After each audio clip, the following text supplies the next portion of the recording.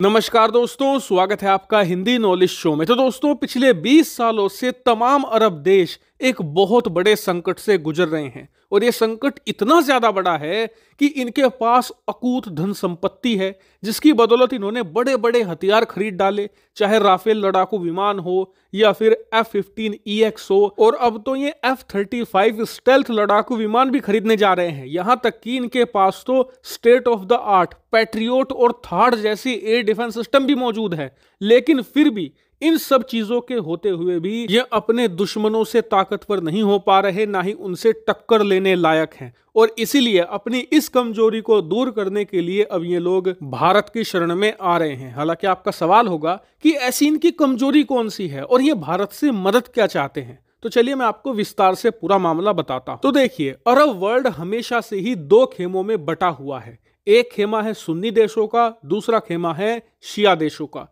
जो सुन्नी देशों का खेमा है उसमें है Saudi Arabia, Egypt, Oman, Qatar, Kuwait, United Arab अमीरात, इस तरीके के देश इसमें आते हैं। वहीं बात करें जो शिया खेमा है, उसे लीड करता है ईरान और उसके पीछे खड़ा हुआ है सीरिया। और अगर आप पिछले 20 सालों का रिकॉर्ड उठाओगे ना, तो आप पाओगे कि ईरान के पास धन संपत्ति भले ही ना रही हो, भले ही उसके पास इतना पैसा ना हो, इतना सपोर्ट ना हो जितना अरब देशों के पास है, उसके बावजूद ईरान मिलिट्री पावर के मामले में अरब देशों से आगे निकल रहा है। और आज की तारीख में आप दुनिया के किसी भी मिलिट्री एक्सपर्ट से पूछ लो कि अगर ईरान का मुकाबला इन अरब देशों के साथ होता है तो जीत किसकी होगी, तो सभी एक्सपर्ट यही कहेंगे कि बिना अमेरिका और यूरोप के सपोर्ट के सऊदी अरेबिया कभी भी अपने साथियों के साथ मिलकर भी ईरान को नहीं हरा सकता। और देखिए, ये बात कागजी नहीं है, ये बात असल में जमीनी हकीकत है। क्योंकि आप जानते ही हैं कि 2017 में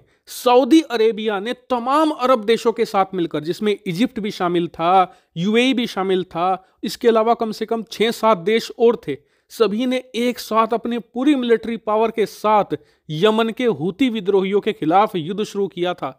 वो युद्ध इनसे आज तक खत्म नहीं हुआ, उल्टा हूती विद्रोहियों ने ईरान के समर्थन से अपनी सत्ता यमन में और मजबूत कर ली है। इससे आप समझ सकते हैं कि अरब देश मिलिट्री पावर के मामले में आज की तारीख में कहां खड़े हैं। और इसका सबसे बड़ा कारण है ईरान की मिसाइल पावर। दरअसल ईरान का मिसाइल बेड़ा और रॉकेट फोर्स आज की तारीख में बहुत बड़ा और पावरफुल है, और इसी के दम पर यह पूरे अरब वर्ल्ड में सऊदी अरेबिया का प्रभाव खत्म कर रहे हैं और अपना दबदबा एक के बाद एक देश में कायम करते जा रहे हैं। हालांकि आपके मन में सवाल आया होगा कि यार, जो ये अरब देशों का गठबंधन है, सऊदी, यूएई, इजिप्ट वगैरह, इन सब के पास राफेल जैसे बेहतरीन लड़ाकू विमान है, इनके पास सुखोई लड़ाकू विमान भी है, अब आने वाले समय में ये F-35 भी खरीदेंगे, F-15 इनके पास है, F-16 लड़ाकू विमान इनके पास है, बेहतरीन मिलिट्री टेक्नोलॉजी इनके पास है।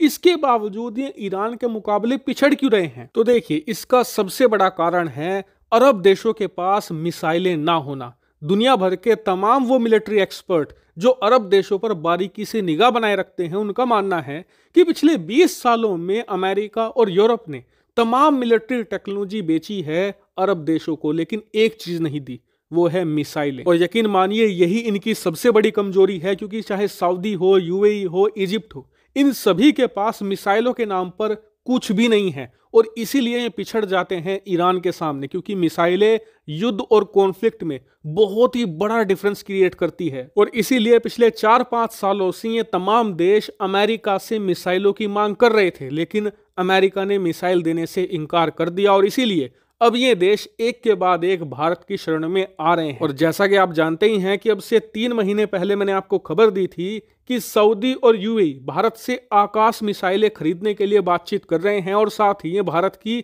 ब्रह्मोस मिसाइल में भी इंटरेस्टेड हैं। लेकिन सऊदी और यूएई के बाद अब खबर निकलकर सामने आई है कि एक और अरब स्पीकिंग कंट्री यानी कि इजिप्ट भारत से परले बैलिस्टिक मिसाइल खरीदने को लेकर बातचीत शुरू कर चुका है। और बताया जा रहा है कि भारत भी इस मिसाइल को बेचने में फुल्ली इंटरेस्टेड है। दोनों देशों के प्रतिनिधि इस डील पर ऑलरेडी बातचीत शुरू कर भी चुके हैं। और आपको बता दूं कि जब परले मिसाइल का हमने टेस्ट किया था, मैंने आपको तभी बता दिया था कि भारत ने प्रलय का निर्माण सिर्फ 2 ही कारणों से किया है। पहला ये कि हम चीनी बॉर्डर पर इसे तैनात करके चीन की रॉकेट फोर्स को टक्कर देंगे, और दूसरा ये कि हम इस मिसाइल का बड़े लेवल पर एक्सपोर्ट करना चाहते हैं, इसीलिए हमने इस मिसाइल को हाईली कस्टमाइजेबल रखा है। इसकी रेंज 150 से लेकर 500 किलोमीटर तक आप बढ़ा या घटा सकते हैं, ताकि MTCR के जो रूल हैं उनके अनुसार ही हम इस मिसाइल को एक्सपोर्ट करें और दुनिया का कोई भी देश बैलिस्टिक मिसाइल बेचने में हमारा विरोध ना कर पाए। और आज आपको एक और बात बता दूं कि जैसे जैसे ईरान नई और एडवांस मिसाइलें डेवलप करके टेस्ट करेगा,